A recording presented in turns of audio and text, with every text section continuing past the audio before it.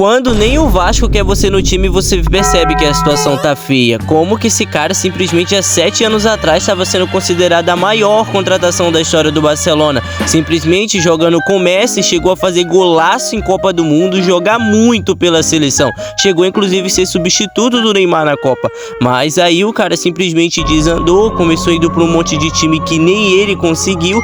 E hoje tá sendo uma situação que nem o Vasco quer ele. Não é o Flamengo que tem a maior folha salarial do Brasil, não é o Palmeiras que é um time competitivo, é simplesmente o Vasco, não quer o cara nem no time titular e nem no banco de reserva, simplesmente não mandaram ele vazar, mas ele mesmo viu que não dá dano pra ele e ele vai sair. Agora só resta ele se meter num time que a gente nunca ouviu falar na vida, ou algum time da Série A tiver coragem de contratar ele pra pelo menos ser faxineiro.